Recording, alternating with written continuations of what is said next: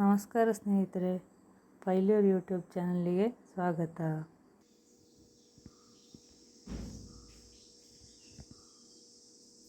ಇದು ಟಿಶ್ಯೂ ಬಾಳೆ ಅಂತ ಹೇಳಿದರು ನಮಗೆ ಇದನ್ನು ಕೊಟ್ಟವರು. ಹಾಗೆ ಇದರಿಂದ ಚಿಪ್ಸ್ ಒಳ್ಳೆಯದಾಗ್ತದಂತೆ. ಹಾಗೆ ಇದರಿಂದ ಇವತ್ತು ಚಿಪ್ಸ್ ಮಾಡ್ತೇವೆ ನಾವು. ಅದು ಹೇಗೆ ಮಾಡೋದು ಅಂತ ನೋಡುವ.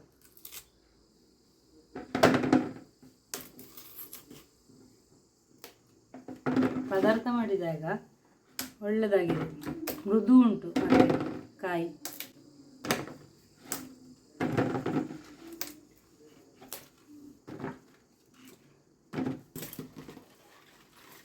ಪದಾರ್ಥ ಮಾಡಿದಾಗ ಇದರ ಹೋಳು ಕೂಡ ಬೇಗ ಬೆಂದಿದೆ,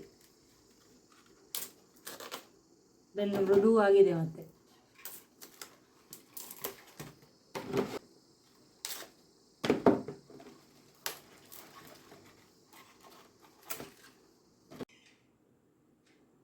ಈಗ ಇದನ್ನು ಸಿಪ್ಪೆ ತೆಗಿಲಿಕ್ಕೆ ಉಂಟು.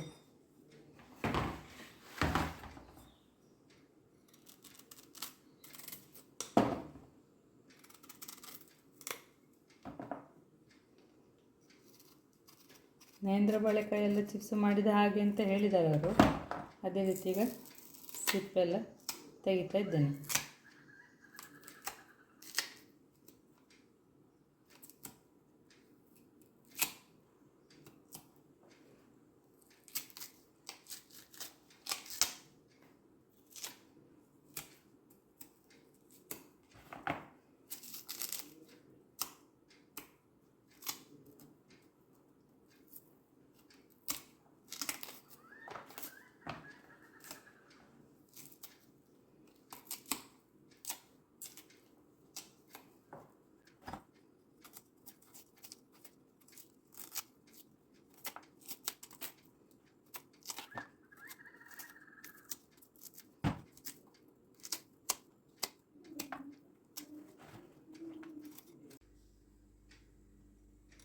ನಮಗೆ ಇದು ಸಿಪ್ಪೆ ತೆಗಿಲಿಕ್ಕೆ ಕೈಯಲ್ಲಿ ತೆಗೆಯೋದಕ್ಕಿಂತ ಈ ಪೀಲರಲ್ಲಿ ತೆಗೆಯೋದು ಸುಲಭ ಅಂತಾಯಿತು ನೋಡಿ. ಆಗ ಕೈಯಲ್ಲಿ ತೆಗೆದು ತೋರಿಸಿದ್ದೇವಲ್ಲ, ಅದಕ್ಕಿಂತ ನಮಗಿದು ಸುಲಭ ಅಂತಾಯಿತು. ನೇಂದ್ರ ಬಾಳೆಕಾಯಿ ಇದ್ದರೆ ಆಗ ತೆಗೆದ ರೀತಿಯಲ್ಲಿ ಬರ್ತದೆ ತೆಗಿಲಿಕ್ಕೆ, ಇದು ಬರಲಿಲ್ಲ ಸಿಪ್ಪೆ.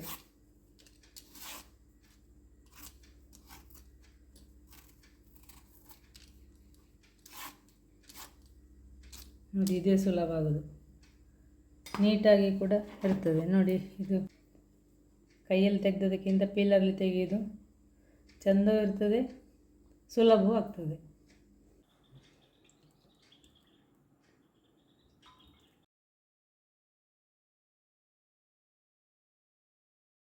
ಹುರಿಲಿಕ್ಕೆ ಬಾಣಲೆಗೆ ತೆಂಗಿನೆಣ್ಣೆ ಹಾಕಿಕೊಂಡಿದ್ದೇನೆ. ಈಗ ಎಣ್ಣೆ ಬಿಸಿಯಾಗಲಿ. ಒಂದು ಬೌಲಲ್ಲಿ ಸ್ವಲ್ಪ ನೀರು ಇಟ್ಟುಕೊಂಡಿದ್ದೇನೆ. ಅದಕ್ಕೆ ಸ್ವಲ್ಪ ಉಪ್ಪು ಹಾಕಿ ಉಪ್ಪು ನೀರು ಮಾಡಿಕೊಳ್ಳುವ.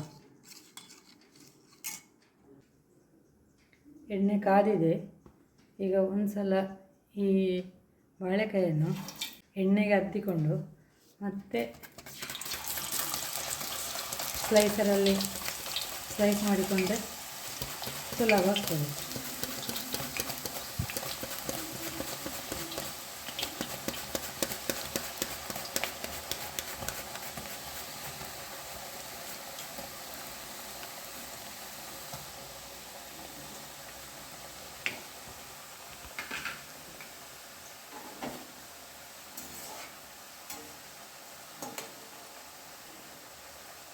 ಎಣ್ಣೆಯಲ್ಲಿ ಎಷ್ಟು ಹಿಡಿತದೆ ನೋಡಿಕೊಂಡು ಅಷ್ಟೇ ಸ್ಲೈಸ್ ಮಾಡಿ ಹಾಕಿಕೊಳ್ಬೇಕು. ಇದಕ್ಕೆ ಡೈರೆಕ್ಟ್ ಹಾಕಬೇಕು, ಪ್ಲೇಟಲ್ಲಿ ಹಾಕಿ ಆಮೇಲೆ ಹಾಕೋದಲ್ಲ, ಡೈರೆಕ್ಟ್ ಎಣ್ಣೆಗೆ ಸ್ಲೈಸ್ ಮಾಡಿ ಹಾಕಿಕೊಳ್ಬೇಕು.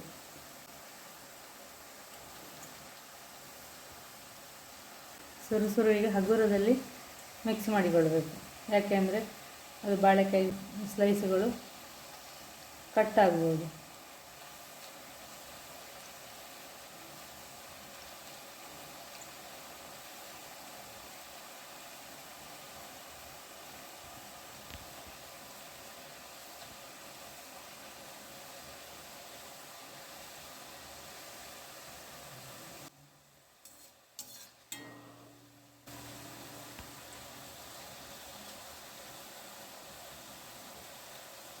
ಸಣ್ಣ ಬರ್ನರಲ್ಲಿ ಹುರಿಯೋದಾದರೆ ಉರಿ ದೊಡ್ಡದಿರಲಿ, ದೊಡ್ಡ ಬರ್ನರಲ್ಲಿ ಹುರಿಯೋದಾದರೆ ಮೀಡಿಯಮ್ ಉರಿ ಇರಲಿ.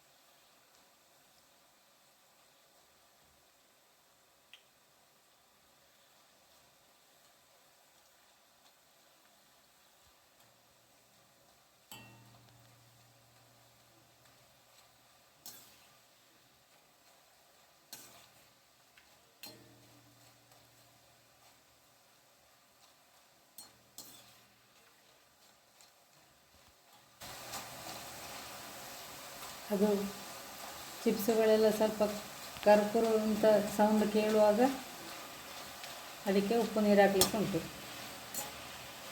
ಇದಾಗಲಿಲ್ಲ ಈಗ.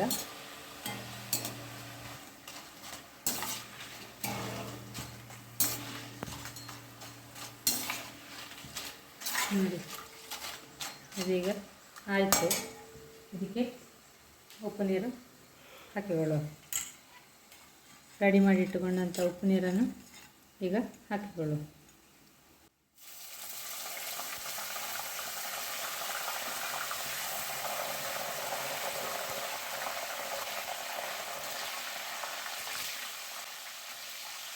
ನಾನು 1/4 ಟೀ ಸ್ಪೂನ್ ಆಗುವಷ್ಟು ಉಪ್ಪು ನೀರನ್ನು ಹಾಕಿಕೊಂಡಿದ್ದೇನೆ. ನೋಡಿ, ಇದಾಯ್ತು. ಈಗ ಎಣ್ಣೆಯಿಂದ ತೆಗೆಯುವ.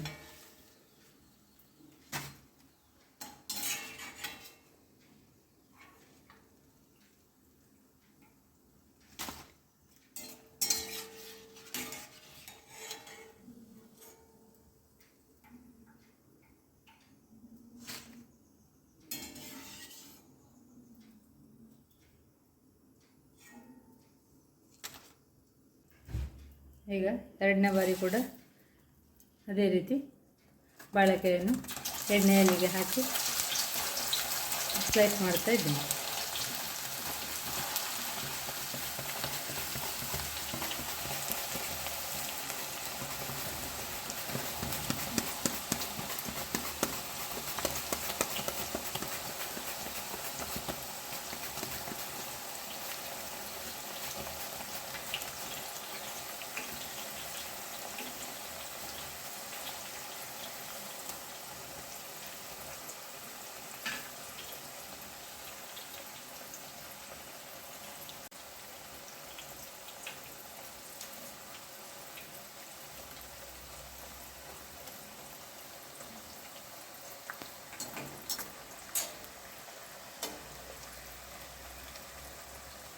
ಅದು ಒಂದರಿಂದೊಂದು ಮೇಲೆ ಮೇಲೆ ಬಿದ್ದಿದೆ ಅಂತಾದರೆ ಅದನ್ನು ಸ್ವಲ್ಪ ಬಿಡಿಸಿ ಕೊಡೋದು ಒಳ್ಳೆಯದು.